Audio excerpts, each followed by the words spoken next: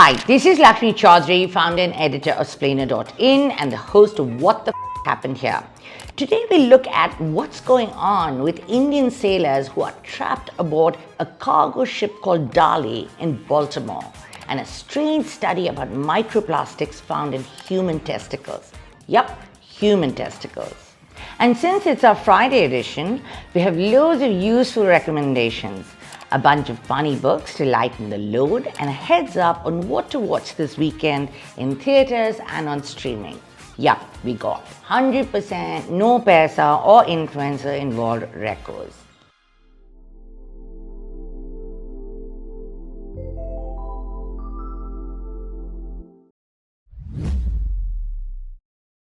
On March 26th, a cargo ship named Dali plowed into the Key Bridge just as it was leaving the port in Baltimore. The bridge collapsed, killing 6 construction workers who were on it at the time. Now, the Dali collided with the bridge because of an electricity blackout, but the crew sent out an immediate Mayday alert which allowed authorities to stop all traffic on the bridge just in time. And that saved many, many lives. Everyone hailed the crew as heroes. Isn't that nice? Right after the accident, the governor of Maryland laid out his 4 directives: helping the families of those poor workers, clearing the channel and opening the port for business, rebuilding the bridge, and taking care of everyone affected by this crisis. And yet, in his entire speech, he did not say one word about the crew still stuck on the ship. Just listen to him. We need to take care of all the people who have been affected by this crisis. And that means the families, that means the workers, that means the businesses, that means the first responders, that means everybody. Within a week, the waters were cleared and the port was free. It took 2 months, but this week they managed to free the Dali. But do you know who they have not managed to free? The 21 members of that heroic crew, made up of 20 Indians and 1 Sri Lankan. They're still trapped on board, forbidden to step off the vessel. Worse, no one knows when they'll be allowed to go home. Here's an amazing fact. To free the ship, recovery workers used a series of explosions to break apart the bridge. The workers were forbidden from going anywhere close to the ship or the bridge during the operation. But the crew was told to shelter in a designated safe place on the ship. That's right, these men were not allowed to get off the ship even when they were blowing up stuff around it. Why is that? Why are these heroes being treated like lepers who have to be kept isolated on the ship? Let's start with why they cannot even step off the ship, not even for a short visit to the mall or a restaurant. Their 1-month US visa expired while they were kept on board by investigators. But now immigration won't issue them new visas. In fact, they didn't even have phones for weeks because the FBI seized them for the investigation, leaving them no way to talk to their families, or more importantly, send money home. After the local unions complained, they were given new phones, but not their SIMs. So no contacts, photos, or payment apps. That's how much thought the American authorities have given to their welfare. The other reason for trapping them on board is US and international law. Both require shipping companies to keep a crew on board at all times, be at sea or at port. This is to make sure the ship is properly maintained at all times. The spokesman for Synergy Marine, which manages the ship, told the Washington Post the crew has to stay on board because the ship is still a living piece of equipment. It still needs to be looked after and cared for. Guess no one has to look after or care for actual living human beings, even though the sailor unions are warning of deteriorating morale, even though the sailors say they feel isolated, abandoned, and desperate.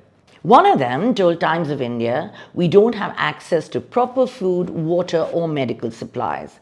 The situation is getting worse every day." And yet Synergy insists the sailors are, quote unquote, all in good health and holding up well. The ship has been taken to Baltimore port, where it'll stay for the next month or 2. The initial investigation is already raising questions about actions taken by the crew.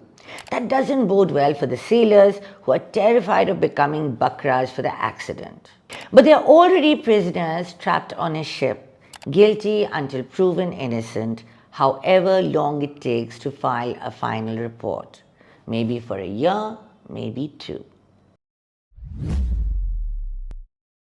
Until now, microplastics have been found in human blood, placenta, breast milk, and even baby poo. A new study shows they have infiltrated human testicles and could even impact fertility. Scientists first looked at samples from both humans and dogs. You're probably wondering, wait, what? Why dogs? Because dogs are seen as sentinel animals since they are embedded in a human environment. Anything wrong with that environment and they will show the first signs of disease.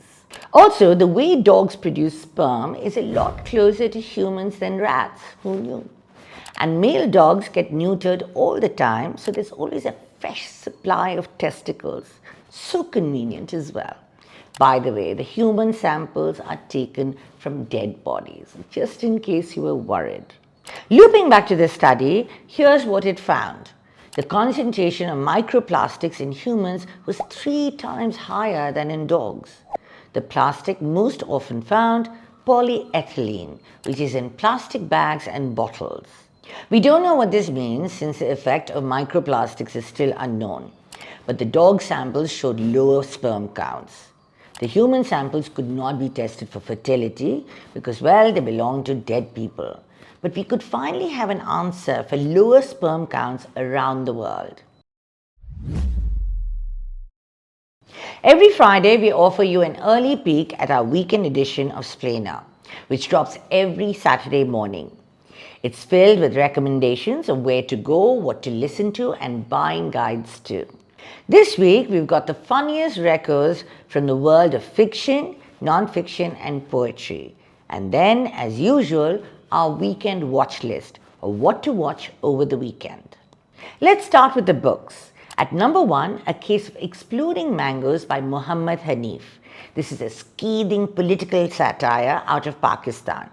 It has a murder plot, a hash-smoking American lieutenant, a mango-loving crow, and the infamous dictator Ziaul Haq. It's a bona fide classic.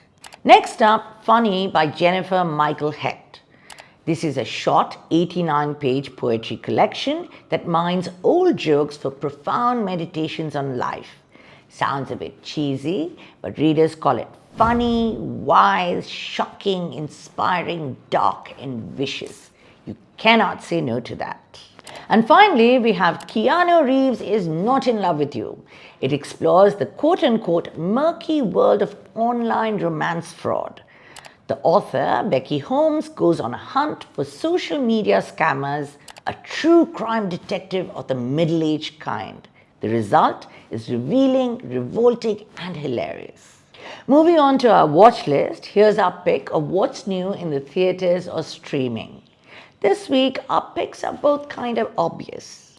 Furiosa is the highly anticipated prequel in the Mad Max series. Anya Taylor-Joy plays the younger version of the character played by Charlize Theron. Oh, and we have Chris Hemsworth as the villain Dementis. Now, some critics say the flick is meh, with BBC Culture calling it more exhausting than exhilarating. But others like The Verge prefer it to Fury Road's deranged bombast. We're in it for the actors and the mad action, so you can catch us and the flick at the theaters this weekend.